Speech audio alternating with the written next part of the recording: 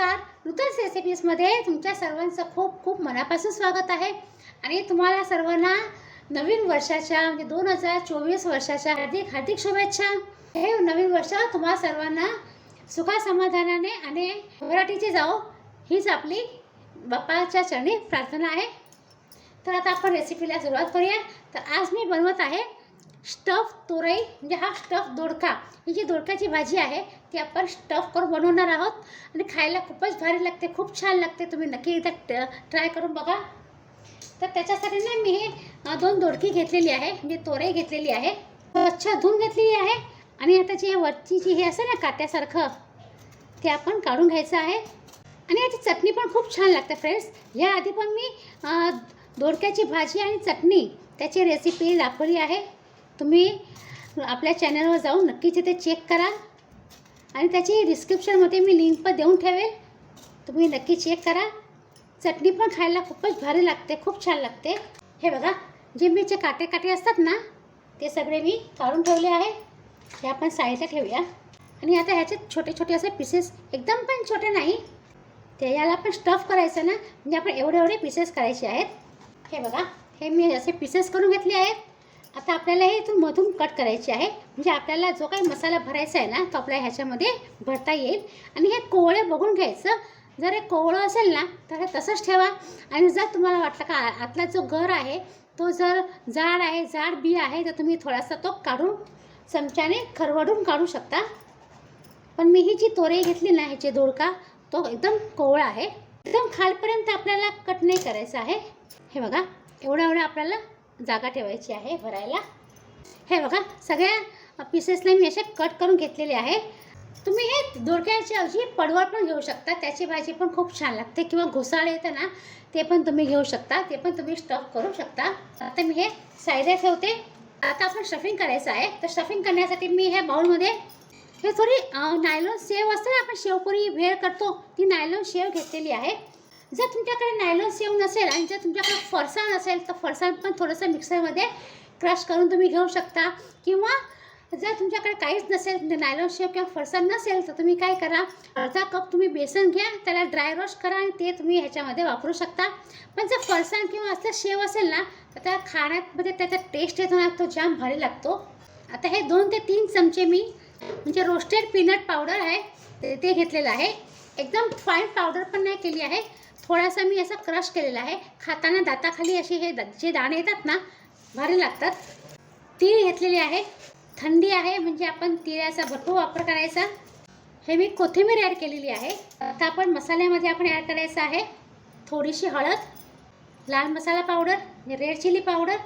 तुम्ही किती तिखट खाता ना त्याप्रमाणे तुम्ही लाल मसाला पावडर म्हणजे रेड चिली पावडर ॲड करा. गरम मसाला पावडर, थोडेसे मी हे ओवा म्हणजे अजवाईन ॲड केलेलं आहे. आणि कलरसाठी आपण ॲड करायचं आहे काश्मीरी मिरची पावडर, थोडीशी मी ॲड केली आहे. मीठ ॲड केलेलं आहे स्वादाप्रमाणे.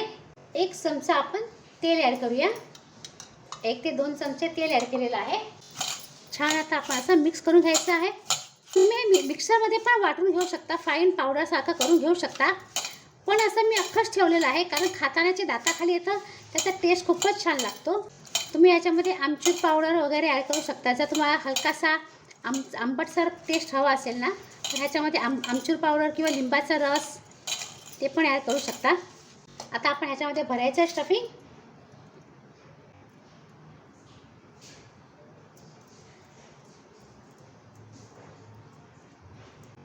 हे बघा, असं अलगद तुम्ही स्टफिंग आतमध्ये भरू शकता. जी छोटी तोंडली येतात ना मार्केटमध्ये, तेंडली, त्या तेंडलीमध्ये पण तुम्ही हा मसाला भरू शकता. आणि आता फ्रेंड्स मार्केटमध्ये ओली लसूण म्हणजे याची हिरवी लसूण येते ना ती पण मार्केटमध्ये छान अशी मिळते, फ्रेश ताजी मस्त. ती पण तुम्ही याच्यामध्ये बारीक कापून ॲड करू शकता. हे बघा, आपले सगळे दोडके भरून झालेले आहेत. तर मी हे जरा साईडला ठेवते. आणि आता आपण भाजीसाठी पेस्ट करायची आहे. तर पेस्टसाठी मी मिक्सी जार घेतलेला आहे. त्याच्यामध्ये मी हे 3 मीडियम साईजचे कांदे आणि 3 मीडियम साईजचे टोमॅटो घेतलेले आहेत. ह्याच्यामध्ये मी कांदे आणि टोमॅटो घेतलेले आहेत, ते मी ॲड करते आहे. आणि आता आपण ह्याच्यामध्ये ॲड करायचं आहे 3 ते 4 लसूणच्या पाकळ्या आणि 2 इंच आल्याचा तुकडा, एवढं मी ॲड करते आहे. आणि आपण आता हे जे सालं आपण काढलीत ना ती पण आपण ह्याच्यामध्ये ॲड करूया. ती आपल्याला वेस्ट नाही घालायची आहे. त्याची पण टेस्ट खूप छान लागते. पण जर तुम्हाला नसेल आवडत तर तुम्ही स्किप करू शकता. पण वेस्ट नको जायला म्हणून मी याच्यामध्ये ॲड केली आहे. छान लागते खायला. थोडंसं आपण पाणी ॲड करूया 2-3 चमचे आणि छान असं मिक्सीमध्ये फाईन पेस्ट करून घेऊया. हे बघा फ्रेंड्स, मी फाईन पेस्ट करून घेतलेली आहे. आपण ह्याच्यामध्ये जी दोडक्याची सालं ॲड केली होती ना त्याच्यामुळे हलकासा ग्रीनिश कलर आलेला आहे. तर आपण हे बाजूला ठेवूया आणि आपण गॅसकडे जाऊया. आता स्टफ दोडकाची भाजी बनवण्यासाठी मी हे कुकर घेतलेलं आहे आणि कुकरमध्ये हे मोठे 2 चमचे मी तेल घेतलेलं आहे. तेल थोडंसं जास्त घेतलेलं आहे कारण ही आपली ढाबा स्टाईल भाजी आहे त्याच्यामुळे तेल थोडंसं जास्त लागतं. थोडंसं आपण हिंग ॲड करूया. कलरसाठी मी Kashmiri red chilli powder add केलेली आहे. आणि आता आपण ह्याच्यामध्ये ही जी टोमॅटो आणि कांद्याची पेस्ट केली आहे ती आपण ह्याच्यामध्ये ॲड करूया. आता आपण ग्रेव्हीचे मसाले करूया. ते ग्रेव्हीच्या मसाल्यामध्ये हळद पावडर ॲड केली आहे 1/4 टीस्पून, लाल मिरची पावडर आणि गरम मसाला पावडर. लाल मिरची पावडर तुम्ही किती तिखट खाता ना त्याप्रमाणे तुम्ही ॲड करा. तुमच्या घरात तिखट थोडं कमी खातात म्हणून मी कमी ॲड केलेला आहे. आता आपण हा जो मसाला उरला आहे ना तो पण आपण ह्याच्यामध्ये ॲड करूया. आणि हे जे आपण भरलेले दोडके आहेत ना ते आपण ह्याच्यामध्ये ॲड करायचे आहे आणि एकदम हलक्या हाताने ढवळायचं आहे. आणि ग्रेव्हीसाठी आपण ह्याच्यामध्ये पाणी ॲड करायचं आहे. तुम्हाला किती ग्रेव्ही पाहिजे ना तेवढं तुम्ही पाणी ॲड करा. आणि आपण ग्रेव्हीमध्ये मीठ ॲड नाही केलं होतं म्हणून आपण थोडंसं मीठ ॲड करायचं आहे. आपण स्टफिंगमध्ये मीठ ॲड केलं होतं. ग्रेव्हीच्या वाटणीचं मीठ आपण आता ॲड केले आहे आणि झाकण लावायचं आणि मीडियम गॅसवरती 1 शिटी काढून घ्यायची आहे आपल्याला.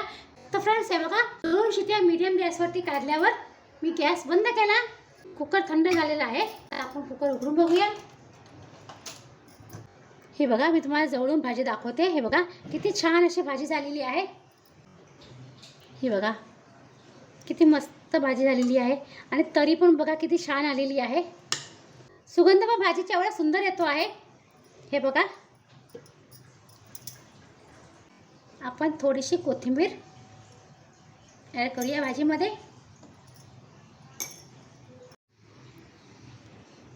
हे बघा फ्रेंड्स किती सुंदर भाजी झालेली आहे. म्हणून मी कुकरमध्येच ठेवली भाजी. हे बघा स्टफ तोरई किंवा स्टफ दोडक्याची भाजी खायला जाम भारी लागते. तुम्ही चपाती बरोबर, नान बरोबर, पराठा बरोबर किंवा स्टीम राईस वाफरत्या भाताबरोबर पण ही भाजी खाऊ शकता. खूपच छान लागते. तुम्ही नक्की ट्राय करा. आणि फ्रेंड्स तुम्हाला एक रिक्वेस्ट आहे का तुम्ही जर नूतन रेसिपीजला नवीन असाल आणि नूतन रेसिपीजला अजूनपर्यंत सबस्क्राईब केलं नसेल तर प्लीज तुम्ही नूतन रेसिपीजला सबस्क्राईब करा, लाईक करा, शेअर करा. जर तुम्हाला रेसिपी आवडली तर तुम्ही कमेंट करा की रेसिपी तुम्हाला कशी वाटली आणि शेअर पण करा तुमच्या फ्रेंड सर्कलमध्ये, तुमच्या रिलेटिव्समध्ये. आणि जर तुमच्याकडे आणखी काही सजेशन असतील तर तुम्ही नक्की कमेंट करा. तर फ्रेंड्स आता आपण पुन्हा भेटूया अशा छान छान रेसिपीसह. तोपर्यंत बाय बाय. आणि हा व्हिडिओ पूर्ण बघितल्याबद्दल तुमचा खूप खूप धन्यवाद.